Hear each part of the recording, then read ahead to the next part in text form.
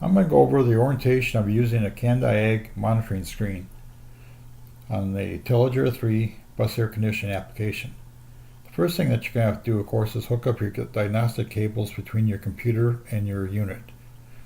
Once you do that, then you go through, click on your CANDiag, log in, connect, and then you get to your main mod and you bring up your unit monitor as you see it in front of you. We'll be talking about both sides, but first of all, we want to take a look at the left side of our screen and take a look at what we call real-time inputs from the operating bus. If this unit was up and running and I was hooked to a live unit, I would actually see my temperatures in all the green spaces. We'd see the power. We would then have our suction pressure, discharge pressure, and our water valve, whether it's on, off, or modulating. We then also would be able to see our set point. Below that, we would then have a received air data box. Hopefully there would be no numbers in there, but if there was an active alarm, that number would appear. If a number does appear in there, what you can do is actually go over here to list of alarms, do the drop box, and you can actually then take a look at the number, find what number it is. Let's say it's example number 4. We see example number 4, it's a high pressure cutout. What we can do is take it a step further and actually click on that problem. And that will then break it down for us to talk about the description and give us a corrective action plan. On the left side of our box, we also then have a lot of other information that we can take a look at, as far as some information that's going to make it easier for you to troubleshoot as well. So just be aware of that. Below our received air data box, we will have our outputs. You will see a green light in our systems that are operating. You will also see then our evap fan speed, the condenser fan speed, but that would be for the variable speed motors in percentages, not in RPMs. You'll also be able to see if our clutch is on and the amperage for the clutch. So this pretty much shows you what the real-time numbers would be on the left side. On the right side of our monitor, we'll be able to actually go in there and control things. In order to control the unit, we can actually take control of the unit on our computer by first going up to here where it says send control message data every 1,000 seconds. When we click on that, we have now just taken control of the unit from the bus to the computer. We have 6 different sections across the top of our screen. If you take a look at that, we have our unit control, relay test, calibration, setup parameters, and hour meter. We'll go through the different sections here. On unit control, and like I said, you go ahead and click your send control message every 1,000 seconds. You've taken control away from the bus. You've given it now to the computer. The first thing that we don't want to do is go and hit switch on. So we put our switch on. That then gives us the options then to put the unit in an operating position that we want to select. So let's say that we want to check heating circuit.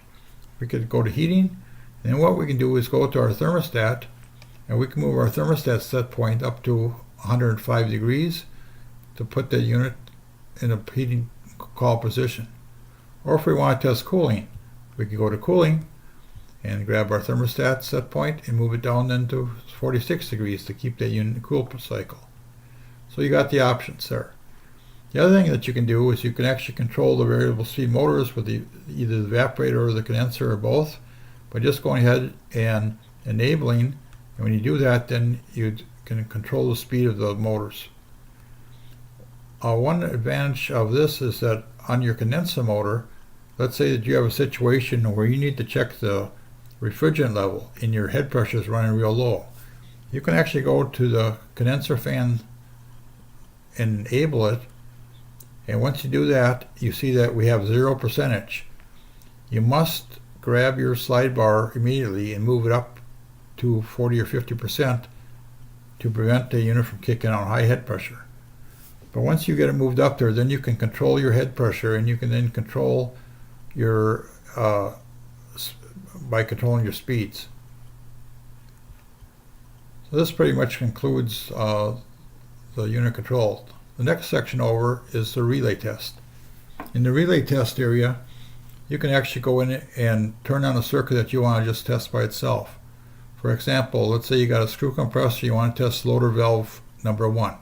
You could actually then go and energize just loader valve number 1 and just test that circuit. So you do have options here. For those of you that have EPR valves, in the bottom of the screen you see that we have an EPR valve stepping request. You can actually go in here and enable it, and you can grab your slide bar and you can actually open and close that EPR valve to see if that EPR valve is functioning. The next category over is calibration. In the calibration section, you will see our calibrations set up in Celsius. For the most part, there should really be no need to be working this calibration section. Our sensors are sent out pre-calibrated. If there is anything that needs to be done calibration-wise, I just want to refer you to our IntelliGer 3 maintenance manual to take you through the details. You do see that our readings are all the same for 6 sensors. Those 6 temperature sensors are identical and are interchangeable. The other one that you see here that's at 130, that is for the compressor, and that is a different sensor. As I said before, if you do need to do any calibrations, I'll want to refer you to the maintenance manual. The next section over is your setup parameters. The most critical part of the setup parameters is a chance to customize or set up your configurations. Here again, because my unit is not hooked up, I'm not able to demonstrate to you, but I can tell you about how you can check your configurations. What you need to do is go to Read Data. You click on Read Data, and when you do that, that will then bring up a configuration. You should double check, make sure that your configuration number and that unit corresponds to your configuration label or the configuration application for your specific unit. If it does, you can just hit Send Data and make sure it's locked in again. If that is not the right configuration, what you can do is go to the drop box again and scroll through until you get to the right configuration, put the right configuration in, then hit Send Data, and that will lock that configuration in for you. The other thing that you can do in your setup parameter area is you can go to your set points. You can go to set point here, and once you do that, you can then actually get into the set point curve, and that will then break down to show you what your set point is for heat and for cool. Here again, I'm not able to do that because I'm not hooked live, and I want to refer you again to your IntelliGer 3 maintenance manual. The other area that you can get to is your hour and alarms. Here it gives you an opportunity to go in. If you click on Read Alarms, you'll drop box all your alarms that unit's had. It'll tell you what day the alarm occurred, what hour the alarm occurred, so that you have a history of what's been going on with that unit with any problems. I'd advise you to stay away from clear alarms. If you hit clear alarms, what will happen, you will wipe out all the history. By doing that, your fellow technicians will not be able to take a look and see what the history has been to give them some indication of there's a continuous of the same type of problem. So do stay away from clear alarms. The next one down is Read Hour Meter. By clicking Read Hour Meter, you will be able to read the hour meter of the unit, how many hours that unit has been running. You'll also be able to see how many hours the compressor has been running. So it gives you some history. You can actually go to set hour meter if you want to set up a certain time that you want to do maintenance, or if you say you put a new component in and you want to keep hours on that. Then there is an EEPROM backup that would be used for Thermo King technicians if they need to get information back to our engineering. The other one I want you to be aware of is Reset Request. If you ever have a code 49, you will have to come in through the CANDiag and go through the hour alarm section down to Reset Request and click that to clear the code 49. The code 49 occurs only if you have a hard shutdown, like a high pressure cutout or a low pressure cutout shutdown that occurs 3 times within 100 hours. Once you have the alarm, of course, the alarm will be recorded and you'll see it in the history. You need to fix your problem, then you'll need to come in here and hit reset alarm, and the unit should be good to go.